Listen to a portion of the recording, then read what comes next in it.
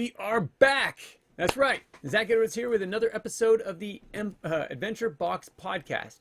This is a podcast where we talk about everything history. And we're not just doing history as in a boring lecture or book study where you fall asleep and you No, we will not do that. I hated history when I came out of high school because of how it was taught. I had a substitute teacher most of the days because my teacher was the coach of the I think it was the volleyball. It was either volleyball or basketball, and he was always gone. Now, my school had an amazing sports team, but it had a very poor response in its history class because it was boring. So boring. So, when I left high school, I went to college.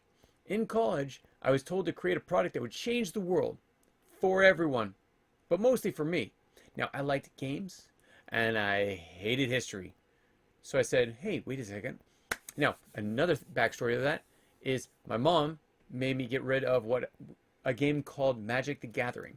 It was a really fun game that I really enjoyed, but she said, in order to drive before I got my Eagle Scout, which was the original rule, I could actually drive early if I got rid of my magic cards. She really did not like them, and so made me get rid of them.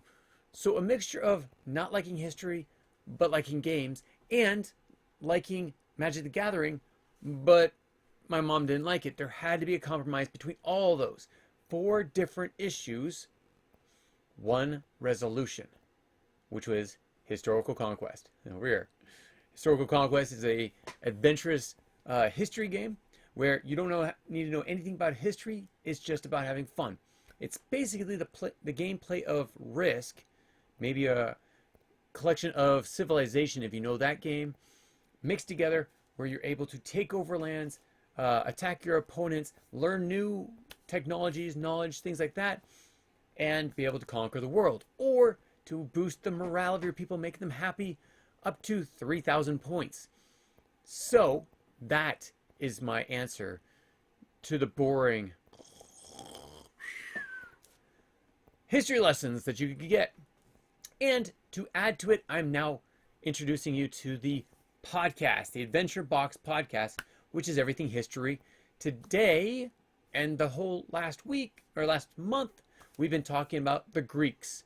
Now, Monday, we talked about Alexander the Great and how he created what would become the Hellenistic Kingdom. The Hellenistic Kingdom was basically a empire, being Alexander the Great, taking over everything that Persia had taken over, and then some, and setting up a fairly free society in most places. Let me give you an example. Alexander the Great, a polytheistic person. Someone that was Greeks, believed in the Greek gods. When he came down to Egypt, they thought he was a liberator because they had gods that were similar, being polytheistic. But when he came through Jerusalem, or came through Persia, both monotheistic societies, and both not very happy that all of a sudden all these temples to the Greek gods went up everywhere. And then later on, it would be the Romans that would take over those Greek gods, because the Roman society, interesting enough, we'll talk about this next week, because we're starting into the Romans. Their society became Hellenistic. Wait a second. Rome took over Greece. Why would Rome become Hellenistic? Because they took over the tutors, all the philosophers and such. They brought them over to Rome. And because they did that, a lot of the culture and teachings came to Rome, which is why you have a lot of the Greek gods in Rome, a lot of the Greek art in Rome. That's why you have a lot of things that are Greek in Rome. So, yes, that is all those things that are happening at this point. So let's get into the Hellenistic Kingdom and its art and its culture and everything else that's interesting about that. So today we're traveling to the heart of the Hellenistic Age. It's an incredible breakthrough in science, philosophy, art, and architecture. So my My major was actually in my associate's degree was in architecture. I loved architecture. I wanted to build skyscrapers in New York. And then I realized, come to find out, I had to go work in New York for free as an intern in order to start working for these larger companies. Well, if you're working for free, you're going to have a second job because New York is not cheap. So I said, forget that. So I went into business. Now, that being said, I still have a passion for the architecture. So we're going to go over some architecture as well today. But during this time, it was when a once mighty kingdom that Alexander the Great had faltered. So it rose, and then it fell. And this is rose during Alexander the Great, faltered during the Hellenistic kingdom, because a lot of different people did not like this rule that they had, and ultimately a complete fall to the Romans. So today we're going to be talking about three things, three major topics. Hellenistic science and philosophy. So that's one. So you're going to learn about Euclid, Archimedes, and actually a few other philosophers as well, and how they reshaped human understanding. So this is really great to know about. We're also going to be, second part, Hellenistic art and its architecture. Again, love the architecture. And how basically emotional realism took center stage in their art. And how the cities like Alexandria became masterpieces in design and, well, philosophy, but we already talked about in the number one. Okay, the third thing, the final and decline of Greek independence. This is around 200 to 310 BC. So as the Greek world came under Roman rule, the Hellenistic kingdom went into hibernation. And I say went into hibernation. My notes actually said the end. But no, it wasn't the end. It was let's hold on, because we're secretly going to get this back in. So we're going to go into that as we go through this. And also, I think in the first next 2 weeks, we're going to go into how the Greeks basically took over Rome. You didn't know about that, did you? You're going to find out next week or the week after. Yeah, a little bit of both. Okay, so let's talk about the advancements, Hellenistic science and philosophy. So the Hellenistic period followed Alexander's conquest, as we talked about. It created a world where ideas traveled. So the ideas traveled basically as fast as trade, because it was the traders that moved information back and forth. It was the people that were living in, say, like Egypt, that were Greeks, that were spreading that information.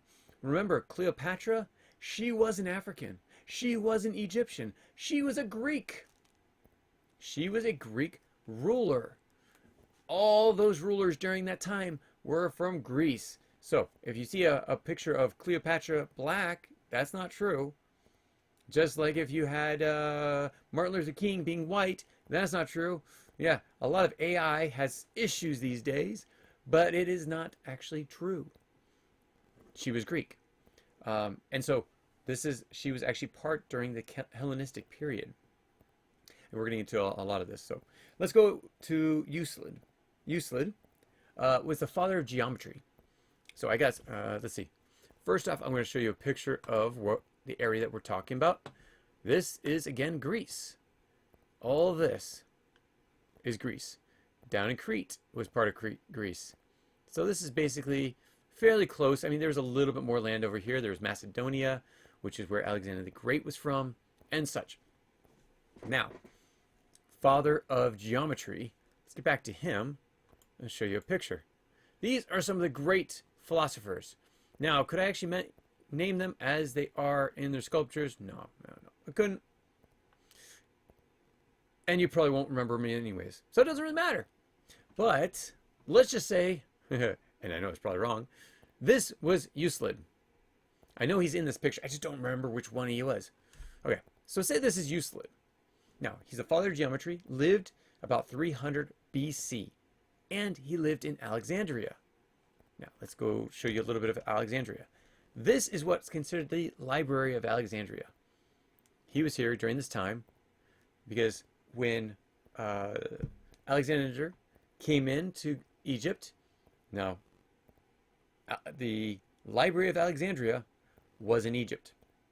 When Alexander came into Egypt, he set up a city named after him, built after him, but he wasn't there that long. He actually took off fairly soon afterwards, and they continued to build until you had a fully functioning library at the time. It is not there today. It was destroyed. But now it's called Wrote Elements. It's a 13-book work that became the foundation of textbooks for geometry up to today, 2,000 years later, 2,300 years later. His logic and step-by-step methods defined mathematics as it is today, a method still used today. Now I want to show you this. I'll let Libraries of Alexandria, we'll go back to that when we do architecture. This is quite interesting. This is some of the geometry that was done inside of Egypt.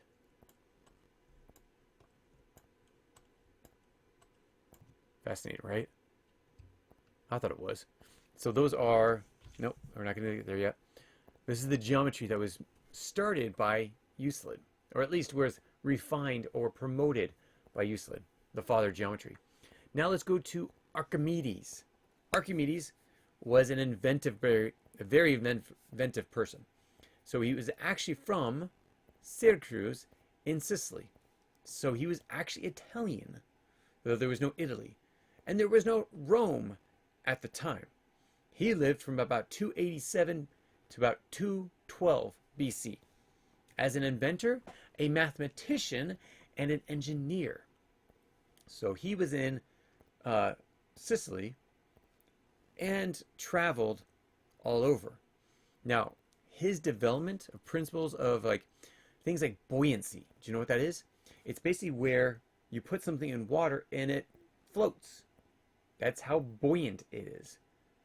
Legend has it that he took something to a bathtub, and while taking a bath, he found that there was buoyancy in many things. Scientifically knowing, everyone could see that there was buoyancy in it. But this is where he shouts, "Eureka!" which is where that word became popular. He developed levers, pulleys, war machines to defend Syracuse. He also calculated an approximation of what? He is known as the father of what? Pie. Yes, you know the big apple pie. Tastes so good, especially when it's hot and you got ice cream next to it. Not that pie, the mathematical pie. 3-point, and I'll let you do it all yourself. Because I don't have the memory or the time, because if you go through all the decimals of 3-point of pi, you're going to be sitting here for hours. Even technically, theoretically, forever. And he laid the groundwork of calculus. So very good to know. That was Archimedes. That was, just a second, I think this guy, though I could be wrong. Anyways, now let's talk about, and I'm going to butcher this one because I always do, because I always forget how to say it. Eratosthenes. Eratosthenes. He was the measuring of Earth. He was known for measuring of Earth. He was a scholar, also at the Library of Alexandria, this place. He used shadows and geometry to measure the Earth's circumference. That's right, how far it was to go around the world. Wait a second.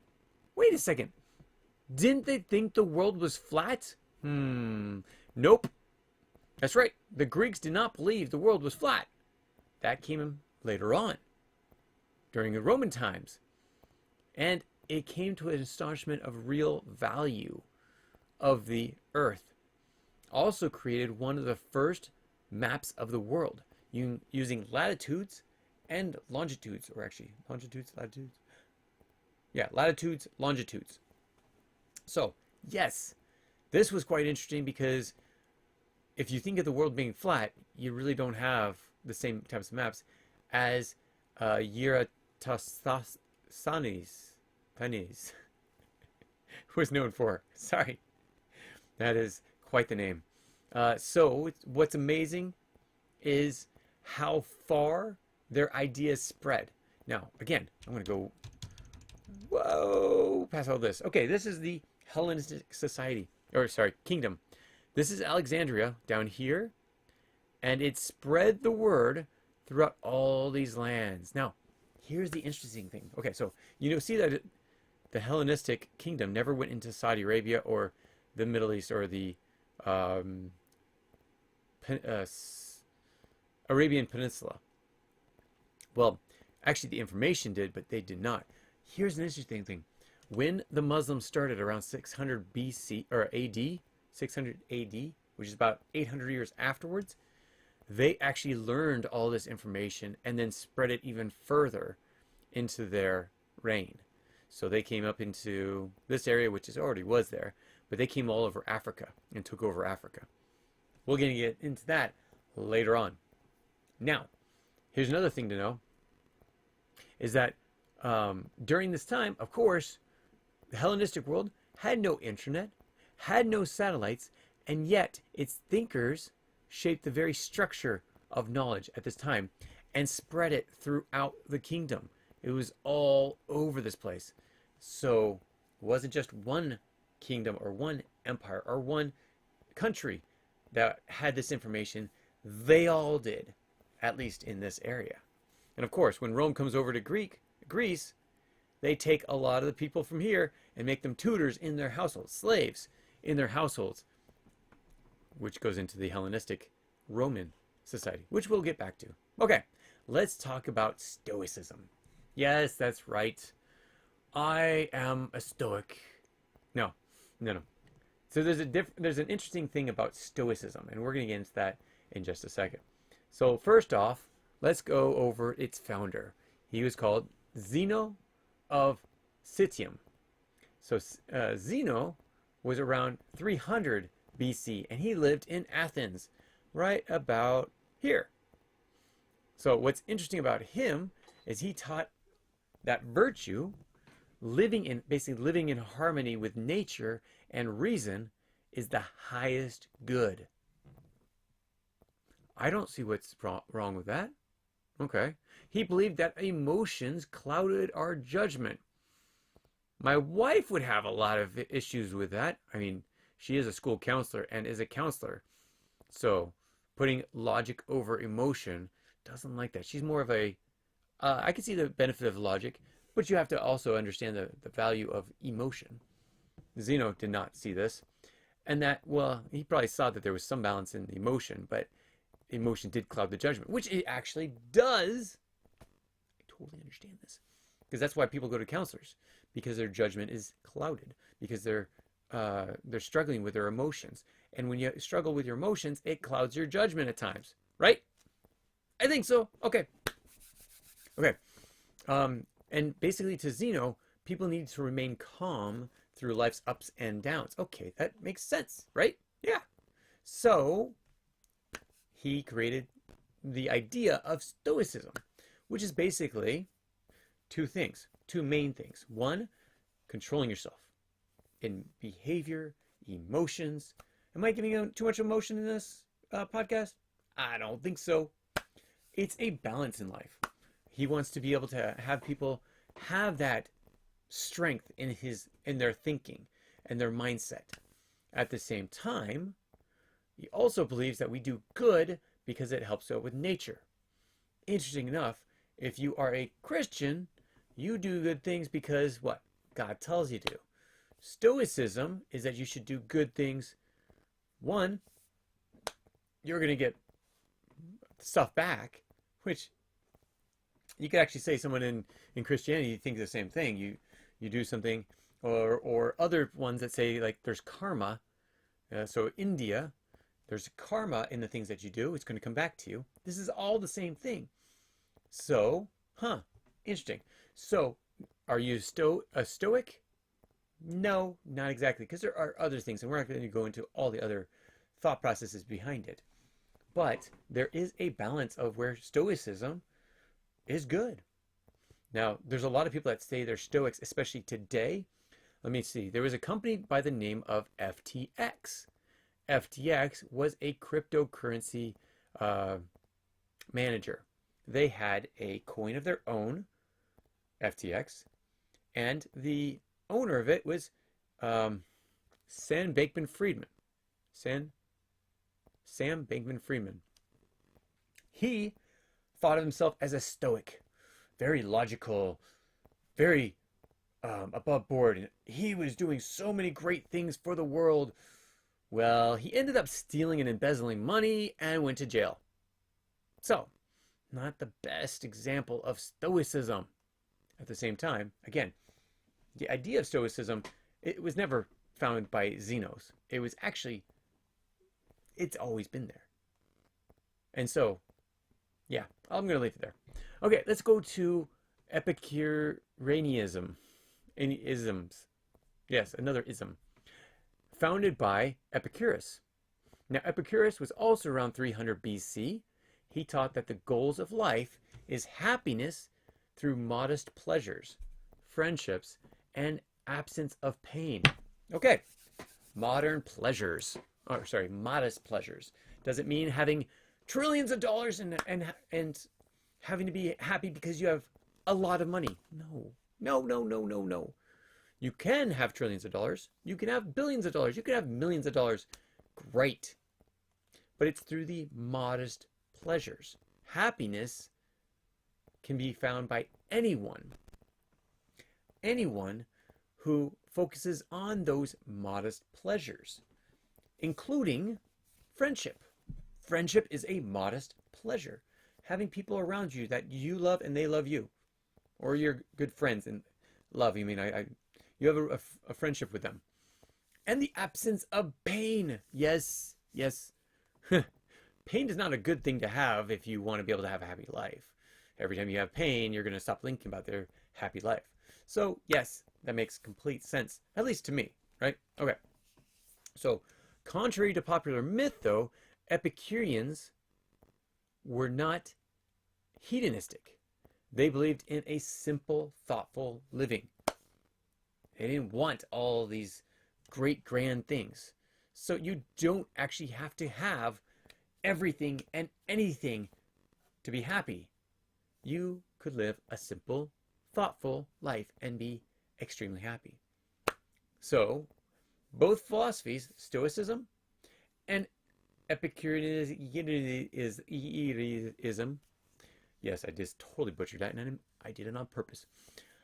Because of all these weird names I have to remember. So, and you won't remember them as well until you start playing Historical Conquest. I'm just saying, just putting it out there. So both philosophies ask the same question. We still basically ask this question today, too. How do we live well in the world we can't control? That's a pretty good question. How do we live in a world that we can't control? Put them in the comments below. I'd love to hear it. It's not your action question, though. Just my question to you. Okay, so let's go into Hellenistic art. Okay, art. So we need to go back. Okay, so it's in the geometry. Hellenistic art. Hellenistic art marked a shift from the calm, idealized figure that basically you saw in ancient Greek, like the classic Greeks, to deep emotion. Deep emotion! Yeah, so most of the Greek art in the classic stage was very idealistic. Blah. It wasn't very much an emotion or movement. All of a sudden, Hellenistic art was all about human expression. Artists now portrayed suffering, age. That's right. Getting old. Not the idealistic age, which in classical Greek, but getting old. Joy! And imperfections. Okay, let's take this piece of art. This is called Laocoon and His Sons. So, Laocoon and his sons is a dramatic sculpture showing the Trojan priest and his sons being attacked by a sea serpent. Now, as you can see, there's a lot of emotion in this. Now, because of inappropriateness of the images, I know some of my parents that have their kids watching this, they don't want to see it, so I won't show everything that's in this picture. But there's two parts. You see a serpent here biting. Ouch. You see a man retching back. I don't know what he has in his arm. He might have had something. It might have just been his hand. As you can see, the hands are missing, so you can't exactly tell everything that's happening. But there is a sea serpent wrapped between Laocoon and his sons. The next picture, this is Laocoon's son. That's right. Now, interesting enough, if you see all these, this is where they actually had to add them together. Almost like gluing them together. But the sculpture cannot actually be sculpted in one piece. It was too hard to be. So they took it in parts. Especially if they're taking it from the studio and putting it in place. They did not, if you have a sculpture like this, you don't just put it out in the middle of everywhere and do it in front of everyone. No, the sculptor wants to be able to do it on their own, and then they move it out in pieces and reassemble it. Now, another one that's really good, I don't have a picture of this, is the old market woman. It's a statue of an aged woman carrying a basket. As I said, aged, not the ideal phase, but something that's older. It's a far cry from the marble gods that they said that they put out in classical Greek. And then there's the dying Gaul. So the dying Gaul is interesting because it's a sculpture honoring the courage of a defeated enemy. The Gaul were what Alexander the Great actually attacked for multiple times and conquered. So this actually captured dignity in suffering. So this emotional realism reflected the complexity of the Hellenistic world. It's a time of uncertainty, conflict, and philosophical introspection. So what do you think he was feeling? Oh, I don't know. This is not modernism in art. You don't just put a splotch of red paint and say, oh, that is so awesome. No, this is actual art. This is where you can actually see the emotion in people and such. I don't get realism. Maybe you do. I do not. Okay. Art. Yes, art. Okay. Let's go back to Alexandria. Now, this is, again, a rendition of it. This is also a rendition of it. Why is there renditions of it? Because it doesn't exist today. But the Library of Alexandria is the greatest building that resembles both Greek and Egyptian architecture, mostly in the Greek architecture. It housed hundreds of thousands of scrolls, possibly even works of Mesopotamian, India, and Egyptian knowledge, compiling it all together where they could read it, translate it, and learn from it. It was an ancient world's greatest knowledge center, the Library of Alexandria. It's great. I so wish it still stood today. Sadly, it does not. Next one. There we go. The Lighthouse of Alexandria, which is actually called the Pharos Lighthouse. Now, the Pharos Lighthouse could be translated as in the location, but also could be Pharos without an A after the AR. So it would be Phar, normally AOS for Pharaohs, but here it was Pharos. It was also Alexander's concoction. Now, this is actually still one of the 7 wonders of the world. It is not fully intact anymore. It was estimated to be 330 feet tall and guided ships safely into the harbor. The harbor going into Alexandria. So you could sail around them. Okay. It is now rubble at this time. There's also, I did not get a picture of this, but Pergamon's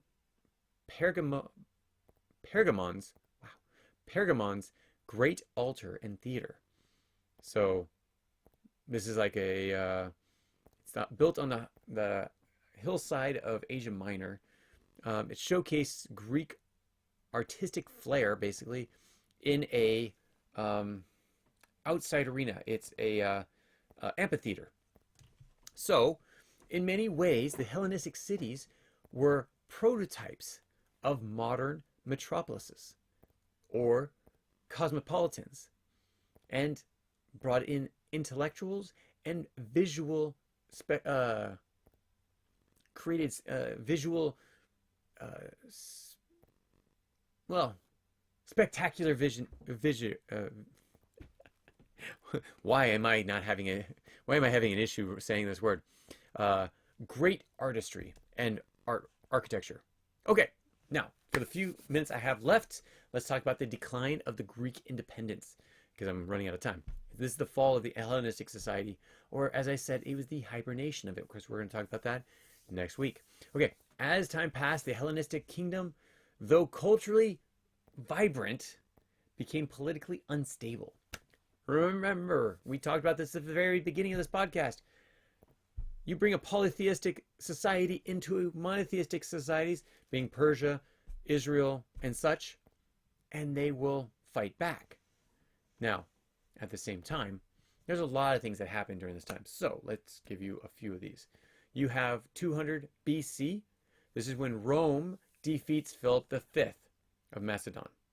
So he was actually, this is during the Second Macedonian War. So Rome's coming into Greece. Let me bring this up, actually.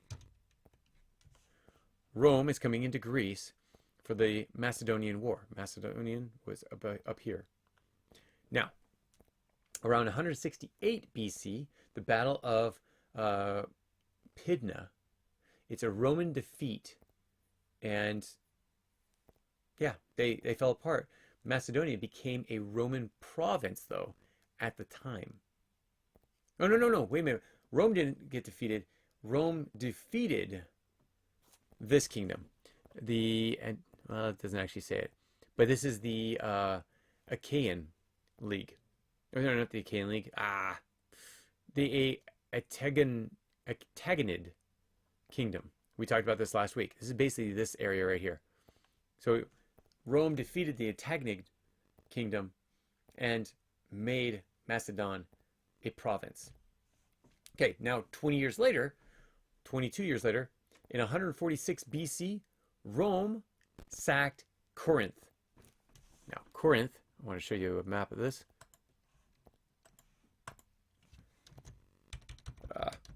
Corinth, Greece.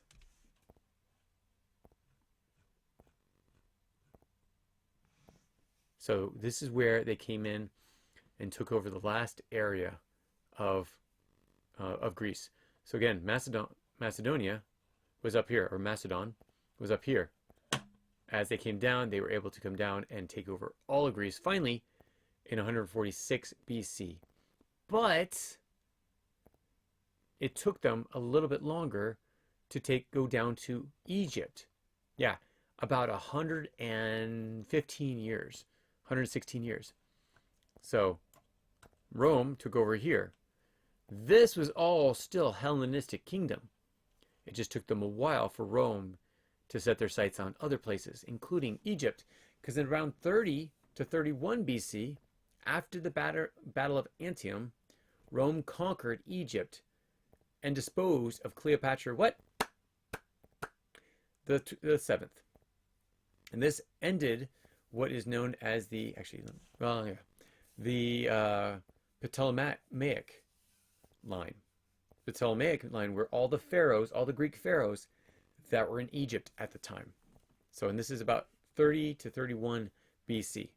Cleopatra the seventh dies after Mark Antony died. We're going to go over that. No, actually, we're going to go over that in 2 weeks, I think. So by 31 BC, all of the Hellenistic kingdom had fallen, but their ideas, institutions, and art lived on. Why? Because they were going to be absorbed into the Roman civilization. We're going to go over that a little bit later on.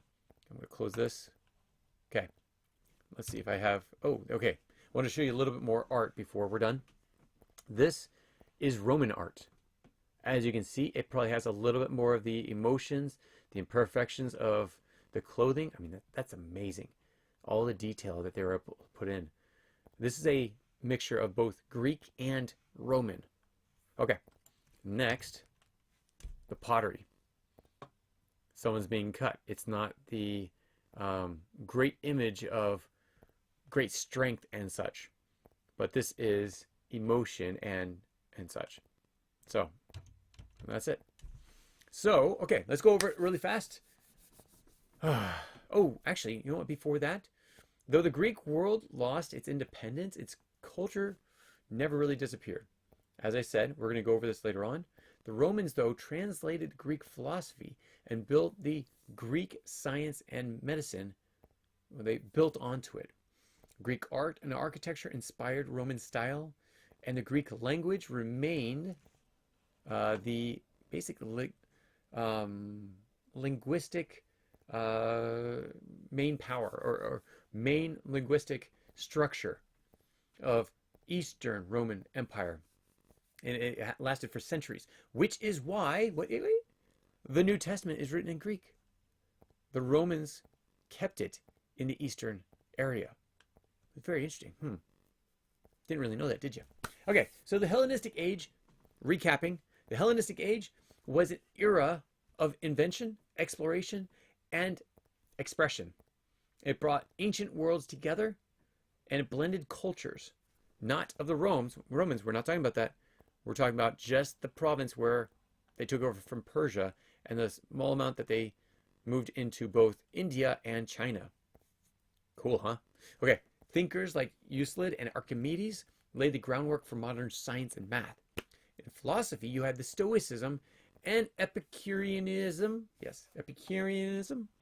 It offered meaning into life, especially during turbulent times. Artists and architects captured the depth of human emotion in not just their art, but also the architecture, and built to house great knowledge. And though the Greek independence ended, the legacy lived on, and we'll be talking about that in next week's. But before I end, let's go over the engagement question. Okay, so the question is, which part of the Hellenistic world inspired you most? Is it its science, math, resilience? Please let me know. Share it in the comments below. Send me an email. I'd love to hear what you have to think about it. Thanks so much for joining us, and we will catch you next time. Have a great week. Actually, have a great weekend. It's Thursday. Get outside. Have some fun. It's getting warmer now. Woo! So glad. And if you're listening to this in winter, sorry, it's getting colder now. Stay inside. But do stuff. Get active. Don't just be on the screen. Please. Or try Zogos Gaming. Zogos Gaming is great. It's educational games played like you would with Roblox and such. So, yeah. Stay tuned for more information on Rome. That's next week. Thank you so much for joining us, and we'll catch you next time. Take care, everyone. Bye. If you have any comments or questions, add them to the comments below. Otherwise, we'll see you tomorrow, actually. Take care. Bye.